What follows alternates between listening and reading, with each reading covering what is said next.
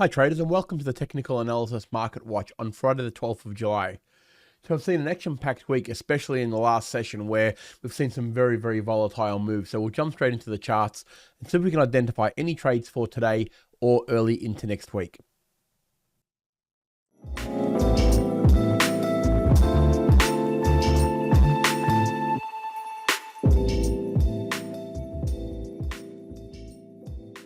All right, so we'll start out here with the Aussie USD, and you can see we continued on from the breakout that we had last week and really pushed up to highs of nearly 68 cents, which wasn't unexpected, but we have seen a significant pullback in action, nearly 50 pips just in this last session. So realistically, look, it was a very big, strong and pronounced move that hasn't actually pulled back. I wouldn't be overly concerned about pullbacks on this one, even if it came back all the way to the 20 or even actually tested these levels above 67 cents, because really that's only a pullback above what was resistance. So we would expect that would be a role reversal zone.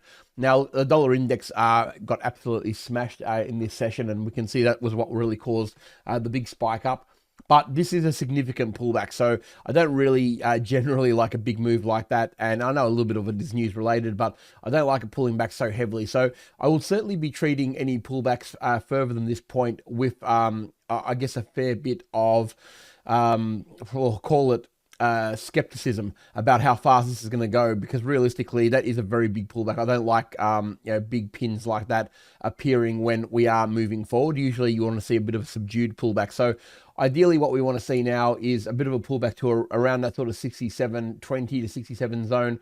That would be okay. If it continues its strength from here and actually gets above this and closes higher, then that's okay, because that will alleviate that noise that basically got caused in this session. So one or two ways to play it. If we can get continued weakness, we look for a move down to the 20 moving average around that 67 to 67.20 area.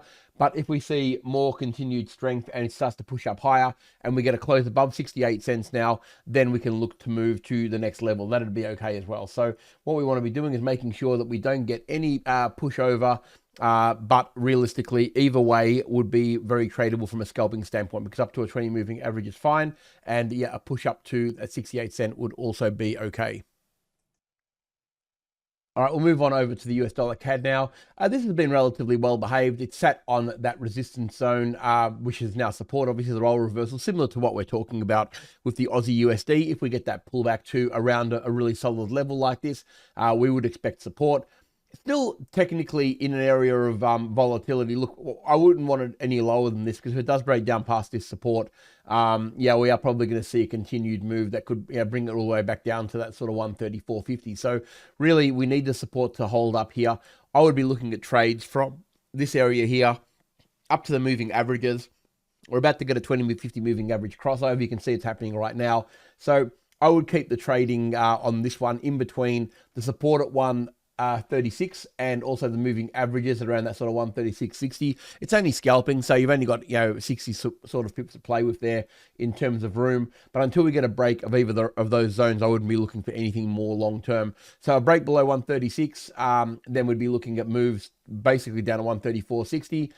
But if we get above that 20 and 50 moving average and we're trading above the 136.80, then we're going to look for these highs again.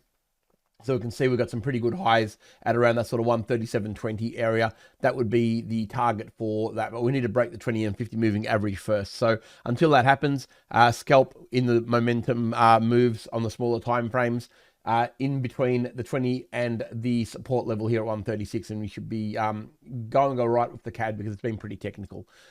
Over to the yen, and look, a really big drop off from here. You can see we had that's a massive move. Like, it's a really big move for this currency. You can see it's happened before. We had it over here, and it's certainly rebounded, but this was a very big push down. Quite often, as I always say, when you've got a very volatile market and it doesn't know where it's going, quite often it will head straight towards a very strong level. And we know that 157.80 area is an extraordinarily strong level.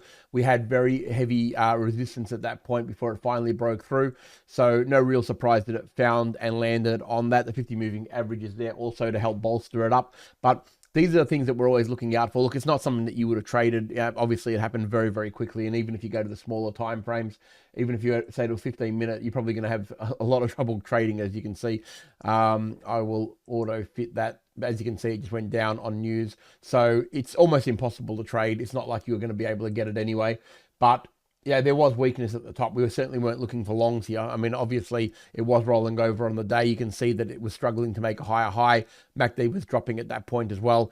Even before this candle happened, you can see that the MACD was already starting to drop. So, look, one to watch really more than anything else. If we see a rebound and we start to see higher high, higher low sequences on the smaller time frames, now that the market has settled down a little bit after the news, then we can look at potentially longing it back either to the 20 moving average in the first instance at around that 160 or the previous high. But I think this level needs to hold in order for us to be confident that the strength is still here. If we get a break below 157.80, I would be starting to target the next zone at around that sort of 154.50. They are all big moves on the end. So, realistically, all of these are very solid moves, but we would expect to find probably support here now, and we would trade in either direction. If we get support and we get higher lows, up to the 160 and then onto the 160, 150.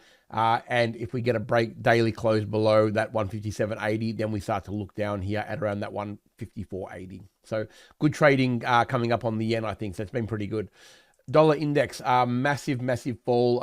Again, similar to the yen, when that the market's in free fall, quite often it will find the support at the most logical level. That logical level was 104. You can see here the 104 to 104.20 was a very, very heavy level. This session's still open, so we've still got another 45 minutes before the US actually closes. So there still could be a story to be had about these candles even today. But you can see it's starting to rebound a little bit. Very, very heavy fall down to the support level. But it was on the cards because obviously that 105 was under pressure. You could see that we're obviously in a downtrend. Hit the 20 and the 50 moving average, and then down it went.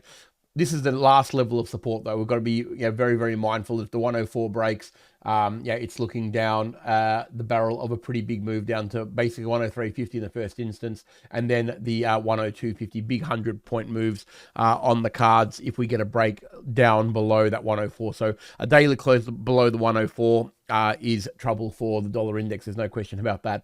We would look for probably a bit of a rebound now.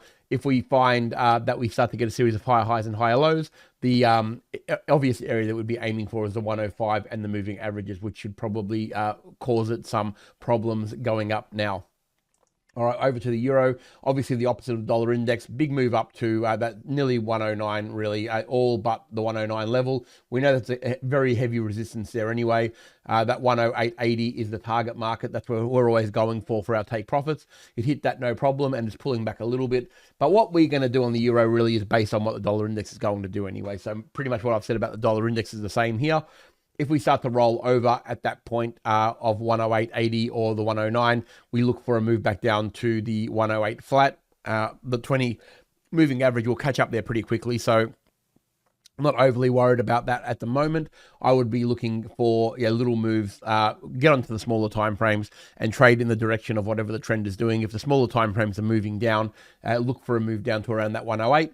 And if we get a little bit of strength and the dollar index starts to weaken again, look for potential moves back up to the 109. Still in scalping mode. If we're going to close below the 108, we're in probably a little bit of trouble here for the dollar index. I would expect it would find support there, but if it closes underneath it, I would be starting to get concerned. So, good trading on the euro, but really we've got to keep it short term right now.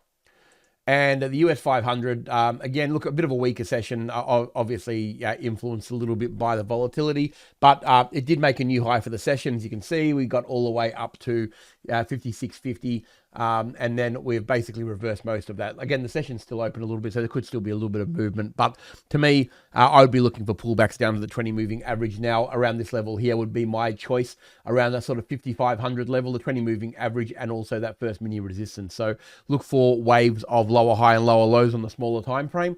And a little bit of a short there, and then we see if we can consolidate. If we find ourselves there on Monday, then if we get a series of higher highs and higher lows on the smaller time frames, I'd be looking for moves back up to the previous high. A break of that 20 moving average in the 5,500, of course, and then the 53.30 becomes the next logical target on this one.